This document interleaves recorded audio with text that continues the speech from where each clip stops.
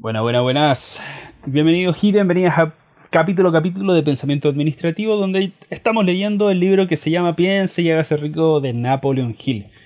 Hoy toca un nuevo capítulo 8, donde obviamente ya sabemos que el capítulo anterior estuvo pero malísimo. Esperemos que este capítulo sea algo más revelador y que tenga algo nuevo. La verdad es que yo ya lo leí y sí, está mucho mejor que el anterior. Nada que decir.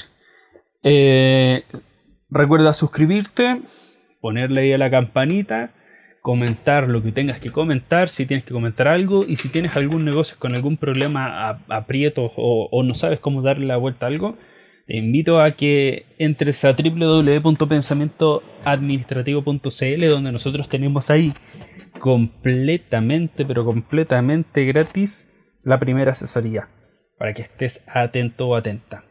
Sin más, comencemos con el primer capítulo. Comencemos con el capítulo de hoy. Chao.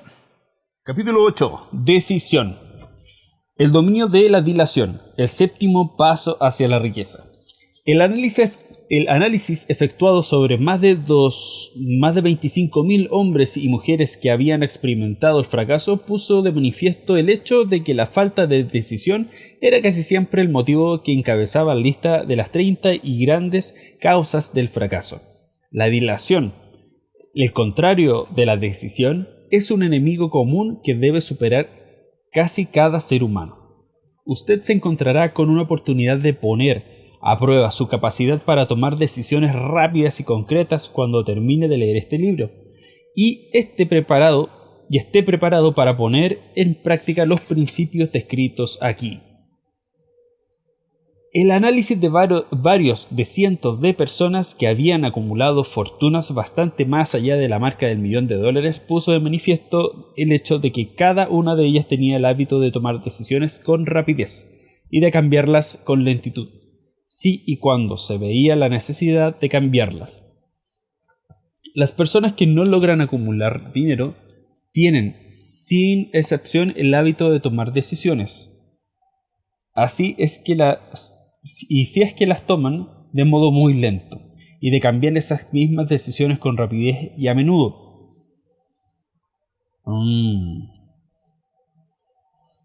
Una de las cualidades más notables de Henry Ford era su costumbre de tomar decisiones rápidas y definitivas, y de cambiarlas con lentitud. Esta cualidad era tan pronunciada en el señor Ford que le hizo ganarse la reputación de ser un hombre obstinado.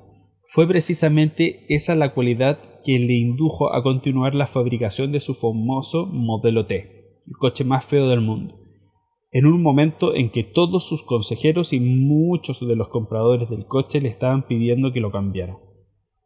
Quizás el señor Ford se retrasó demasiado en efectuar el cambio, pero la otra cara de la moneda es que la firmeza de su decisión le permitió ganar una enorme fortuna antes de que se hiciera necesario cambiar el modelo. No cabe la menor duda de que la costumbre de Ford de tomar decisiones definitivas llegó a asumir la proporción de la obstinación, pero esa misma cualidad es preferible a la lentitud cuando llega la hora de tomar decisiones y la rapidez a la hora de cambiarlas. La gran mayoría de la gente que no logra acumular dinero suficiente para cubrir sus necesidades suele verse, por lo general, fácilmente influida por las opiniones de los demás. Esas palabras permiten que los periódicos y las murmuraciones de los vecinos afecten sus ideas. Las opiniones son los bienes más baratos que existen sobre la tierra. Todo el mundo tiene un montón de opiniones preparadas para comunicárselas a cualquiera que se muestre dispuesto a aceptarlas. Si usted se deja influenciar por las opiniones de los demás, cuando se trata de tomar decisiones no tendrá éxito en ninguna empresa, y mucho menos en la empresa más importante, la de transformar su propio deseo en dinero. Si usted permite que las opiniones de los demás le influyan, llegará a no tener deseos propios. Cuando empiece a poner en práctica los principios descritos en este libro, guíese por su propio consejo, tome sus propias decisiones y aténgase a ellas. No confía en nadie más que en sus propias decisiones No confíe en nadie más que en los miembros de su equipo de trabajo y asegúrese de haberlos escogido bien, eligiendo solo aquellos que estén en completa armonía con su propósito y que muestren simpatía por él. A menudo los amigos íntimos y los parientes le ponen obstáculos a uno por medio de opiniones, aunque esa no sea la intención. A veces lo hacen incluso a través del ridículo, con la pretensión de que sea humorístico. Hay miles de mujeres y hombres que sufren de complejos de inferioridad durante toda su vida, debido precisamente a que algunas personas bien intencionadas pero ignorantes destruyó su confianza en sí mismo mediante las opiniones o ridículo. Usted dispone de un cerebro y una mente propias, son suyas. Utilícelas y tome su propia decisión. Si lo que necesita son hechos o la información de otras personas que le permitan tomar decisiones, como sucederá en numerosos casos, lleve a cabo esos hechos. Asegúrese con discreción de esa información que necesita sin descubrir cuáles son sus propósitos. Una de las características de las personas que tienen solo conocimientos elementales o escasos es la de que intentan dar la impresión de que poseen muchos conocimientos. En general, esas personas hablan demasiado y saben escuchar muy poco. Mantenga los ojos y los oídos bien abiertos y la boca cerrada si lo que desea es adquirir el hábito de una toma de decisión rápida. Quienes hablan mucho hacen bien poco. Si usted habla mucho, más de lo que escucha, no solo se privará a sí mismo de muchas oportunidades de acumular conocimientos útiles, sino que también habrá puesto sus planes y propósitos al descubierto ante personas a las que le encanta desilusionarle porque en el fondo lo envidian.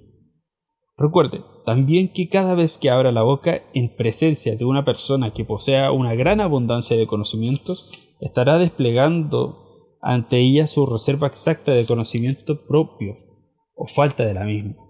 La verdadera sabiduría suele llamar la atención merced a la modestia y al silencio. Tenga en cuenta el hecho de que cada persona con la que usted se asocie estará buscando, como usted mismo, la oportunidad de acumular dinero. Si habla con demasiada libertad acerca de sus planes, quizás se sienta sorprendido en enterarse de que alguna otra persona se le ha adelantado por alcanzar el objetivo que usted se había propuesto alcanzar, poniendo en práctica los mismos planes acerca de los cuales usted habló con tanta imprudencia. Una de las primeras decisiones sea la de mantener cerrada la boca y abrir los ojos y oídos. Como una forma de recordarle este consejo, sería útil que copiara el siguiente epigrama en las letras mayúsculas y lo colocara allí donde pueda verlo algún día o cada día. Dígale al mundo lo que intenta hacer, pero llévelo a cabo antes de decirlo. Eso es algo así como decir: lo que cuenta son solo hechos y no las palabras. Libertad o muerte es una decisión. El valor de toda decisión depende del coraje que se necesite para ejecutarla. Las grandes decisiones, aquellas que constituyeron los fundamentos de la civilización, fueron tomadas asumiendo gran riesgo, lo que a menudo significó la posibilidad de encontrar la muerte. La decisión de Lincoln de promulgar su famosa Declaración de la Emancipación, mediante la que se otorgaba la libertad a las personas de color en Estados Unidos, lo tomó a sabiendas de que ese acto pondría en su contra a miles de amigos y partidarios políticos. La decisión de Sócrates de tomar la venenosa cicuta, en la cual, en lugar de comprometer sus creencias personales, fue un acto de gran valentía. Se adelantó miles años a su tiempo y dio el derecho a la libertad de pensamiento y de la palabra a todos los que no habían nacido aún. La decisión del general Robert E. Lee de apartarse de la Unión y tomar partido por la causa del sur también fue una acción valerosa, pues él sabía que podía costarle la vida, además de las muchas otras personas. Un caso práctico contra la horca.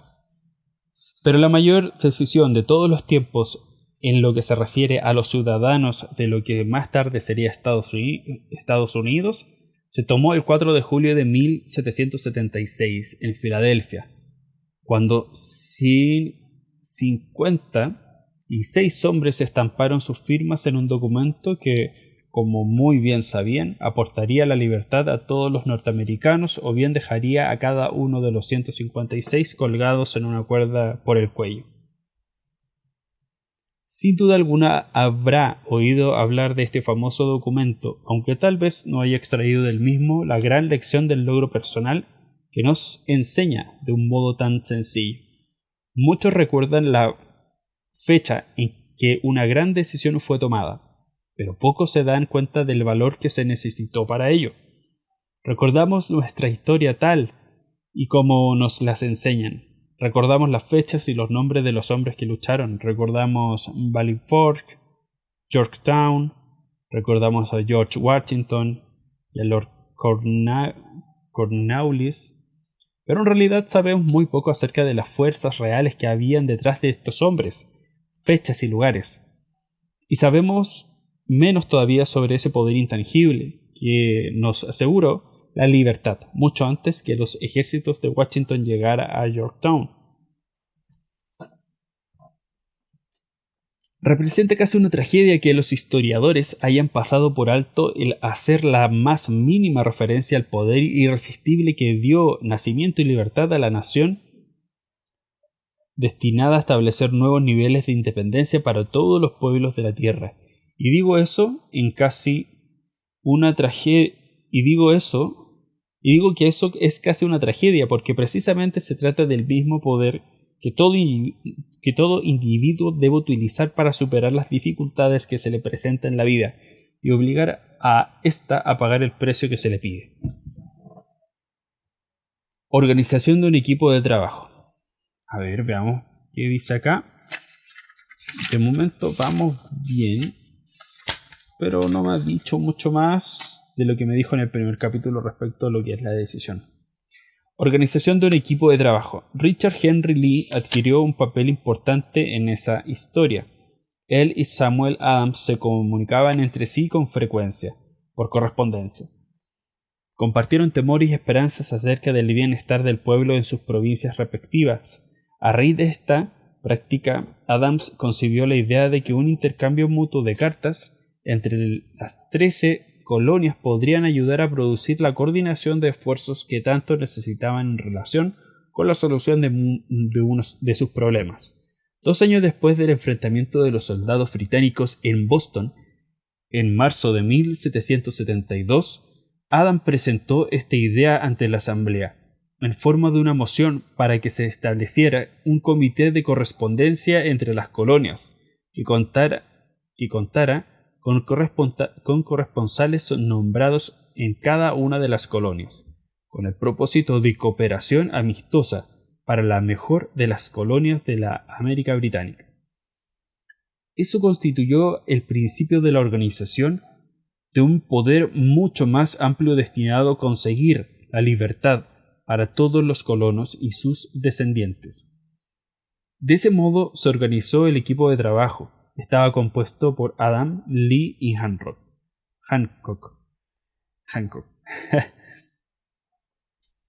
El comité de correspondencia fue organizado. Los ciudadanos de las colonias habían estado desarrollando una desorganizada oposición física contra los soldados británicos, a través de incidentes similares a los tumultos de Boston, pero de todo ello no se había derivado ventaja alguna. Sus agravios individuales no habían sido consolidados bajo un equipo de trabajo. Ningún grupo de individuos tenía puestos sus corazones, mentes, almas y cuerpos junto a una decisión concreta para solucionar de una vez por todas sus dificultades con los británicos, hasta que Adam, Hancock y Lee se pusieron a trabajar juntos.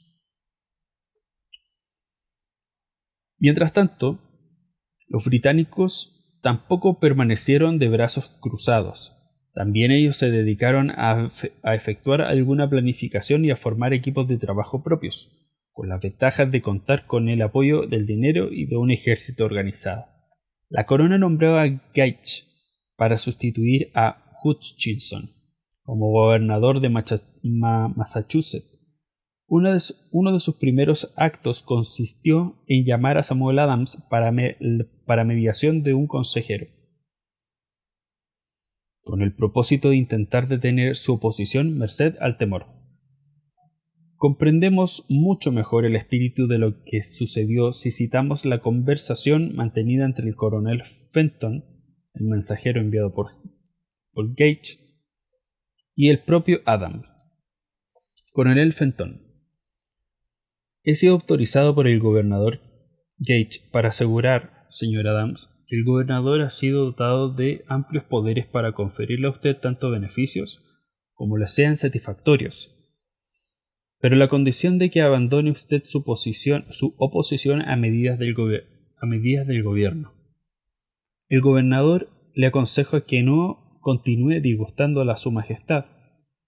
Su conducta le hace acreedor a los castigos previstos en una ley de Enrique VIII, para la que se puede enviar a Inglaterra a las personas para que allí sean juzgadas por traición o encarceladas por traición o discreción del gobernador de una provincia.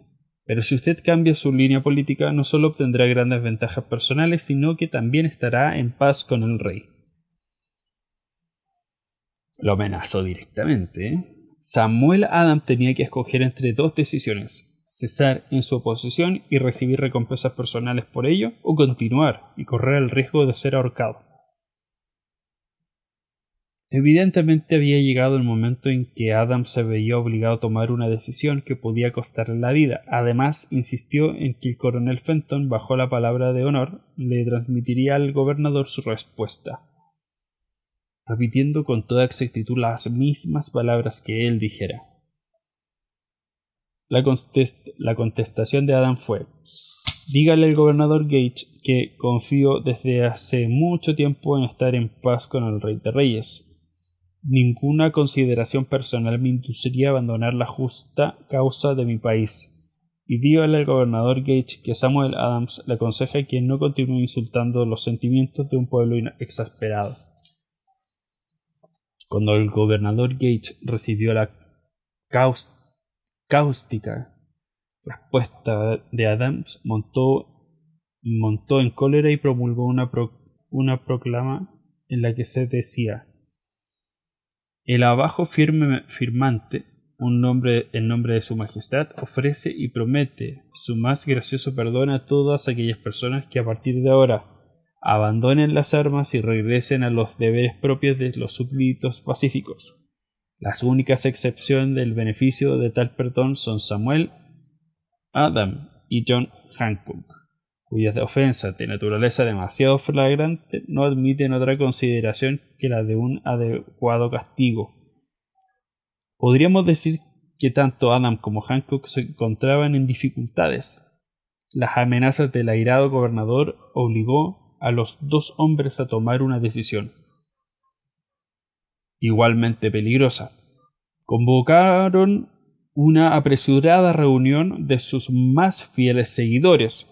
Una vez todos estuvieron presentes, Adams cerró la puerta con llave, se la metió en el bolsillo y le informó que era imperativo que se organizase un congreso con el resto de los colonos y que nadie abandonaría aquella habitación hasta que se hubiera tomado la decisión de convocar dicho congreso.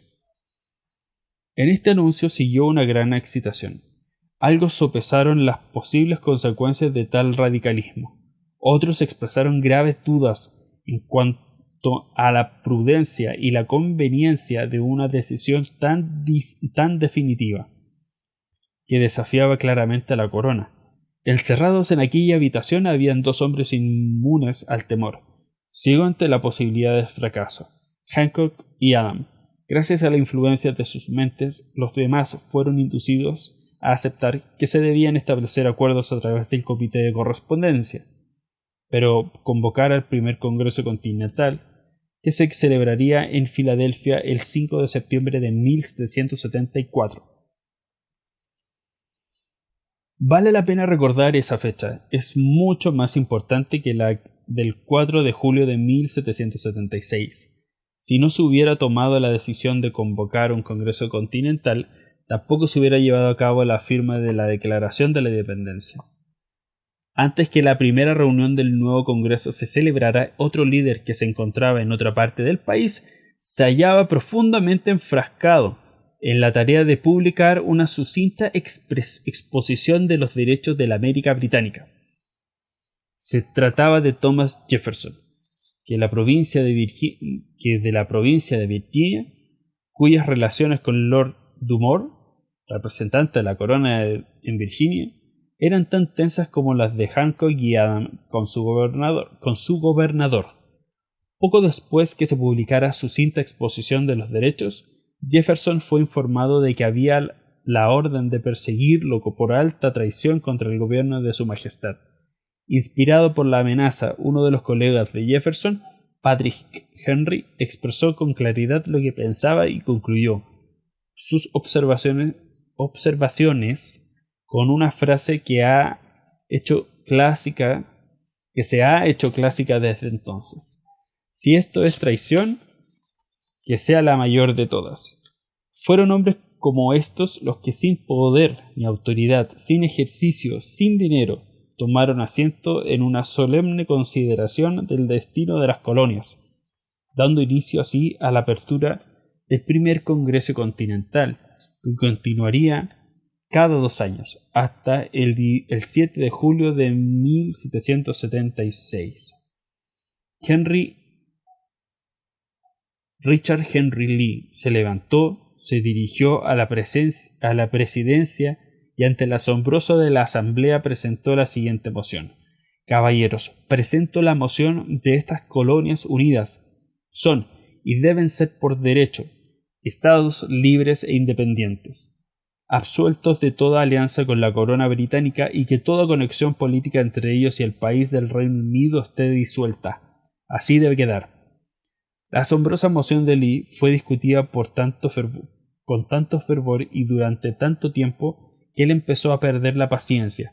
Finalmente, después de días de discusiones, volvió a ocupar el estrado de oradores y declaró con una voz clara y firme: Señor presidente, hace días que llevamos discutiendo este tema. Es el único recurso de acción que podemos seguir.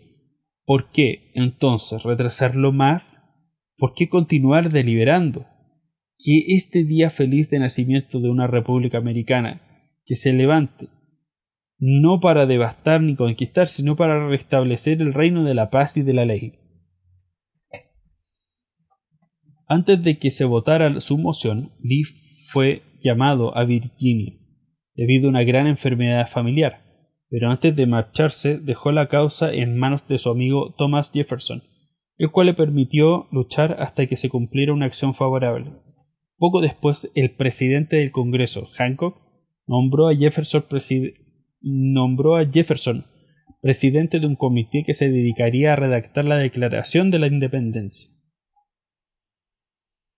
El comité trabajó mucho y duramente en la redacción de un documento que, cuando fuera aceptado por el Congreso y firmado por cada uno de los congresistas, significaría una condena de muerte para todos los firmantes en el caso de que las colonias perdieran en la lucha, que sin lugar a dudas se estallaría entre ellas y el Reino Unido. Se redactó el documento y la versión original del mismo fue leída el 28 de junio ante el Congreso. Durante varios días se discutió, alteró y preparó su redacción definitiva. El 4 de julio de 1776, Thomas Jefferson se levantó ante la asamblea y, sin el menor temor en su voz, leyó la decisión más trascendental jamás escrita sobre papel. Cuando en el curso de los acontecimientos humanos se hace necesario que un pueblo disuelva los lazos políticos que lo han conectado con otro y asuma entre los poderes de la tierra el estado separado e igual a aquellas leyes individuales y naturales, le dan derecho, un respeto decente por la opinión de la humanidad y exige que ese pueblo declare la causa que le impelen a la separación. Cuando Jefferson hubo terminado de leer, se votó la aprobación del documento, que fue aceptado y además y después de los 56 hombres presentes los firmaron. Cada uno de ellos ponía en juego su propia vida con la decisión de estampar su firma en aquel papel. Gracias a la decisión de una nación surgió la existencia, una nación destinada a aportar para siempre a la humanidad el privilegio de tomar sus propias decisiones. Ahí tiene lógica con los conceptos que estaba hablando anteriormente. Observe bien el hecho de que su decisión fue lo que aseguró el éxito a los ejércitos de Washington, porque el espíritu de esa decisión estaba en el corazón de cada uno de los soldados que lucharon con él y sirvió como un poder espiritual que no reconoce lo que es fracaso. Observe también, y para mayor beneficio personal, que el poder que dio la libertad a esta nación es el mismo poder que todo individuo ha tenido que utilizar para alcanzar su autodeterminación. Este poder está hecho a partir de los principios descritos de este libro. No resulta difícil detectar esa historia de la Declaración de la Independencia al menos 6 de estos principios: deseo, decisión, fe, perseverancia, equipo de trabajo y planificación organizada.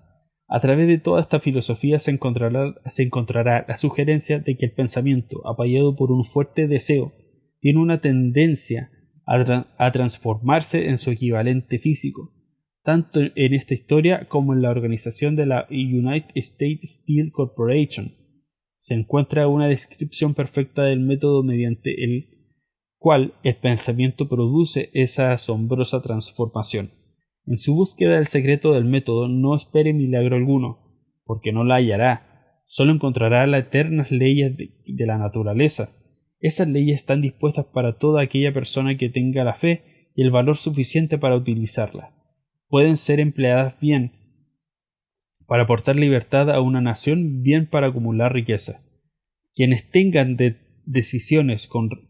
decisiones con rapidez y de un modo definitivo saben muy bien lo que se quieren, y en general lo consiguen.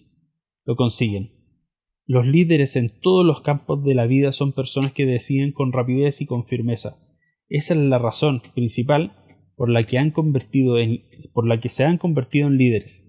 El mundo tiene la costumbre de abrir paso al hombre cuyas palabras y acciones muestran que sabe a dónde se dirige. La indecisión es un hábito que suele aparecer en la juventud. El hábito adquiere permanencia a medida que el joven pasa por la escuela, el instituto e incluso la universidad sin una decisión de propósito y sin definirla. El hábito de la indecisión acompaña al estudiante cuando inicia el trabajo que elige hacer, si es lo que elige. En general, el joven que acaba de terminar sus estudios busca cualquier trabajo, acepta el primero que se le ofrece, porque ha caído en el hábito de la indecisión. 98 de cada 100 personas que trabajan en la actualidad ha cambiado de un salario ocupando los puestos a los que están porque les faltó la firmeza de decisión necesaria para planificar el alcance a un puesto determinado, así como el conocimiento acerca de cómo elegir el patrono. La firmeza de decisión exige siempre valor, y a veces incluso mucho más valor. Los 56 hombres que firmaron la Declaración de Independencia pusieron sus vidas en juego cuando decidieron estampar sus firmas en aquel documento. La persona que toma la firme decisión de conseguir un puesto de trabajo y de que la vida le pague el precio que pide, no pone en juego su vida con esa decisión. Lo único que juega es su libertad económica. La independencia financiera, la riqueza, un negocio deseable y un buen puesto profesional no se encuentran al alcance de la persona que descuida o rechaza la expectativa, la planificación y la exigencia de esas mismas cosas. El que desea obtener riquezas con el mismo espíritu con el que Samuel Adams deseó obtener la libertad para las colonias, seguro terminará por acumular una gran fortuna. Mira, muy buen capítulo el de hoy. Creo que obviamente también, al igual que el anterior, como que están rellenando cosas ya. la verdad. Yo creo que los primeros son los más fundamentales, los primeros 4 capítulos. El tema de la decisión es un tema que ya habló en el primer capítulo Napoleon Hill, y que ahora simplemente lo repasa y te cuenta la historia de la independencia de Estados Unidos como algo para hacer palanque donde argumentar. Pero obviamente el tema el tema del enfoque y de la decisión es un factor fundamental para lograr los objetivos que tenemos en mente. Visita www.pensamientoadministrativo.cl, donde puedes encontrar obviamente nuestros servicios. Adelante con eso, y también coméntanos en redes sociales como en la caja de comentarios, para que obviamente estemos atentos al debate respecto a lo que pudimos escuchar el día de hoy. Que estén muy bien y nos vemos mañana con otro capítulo.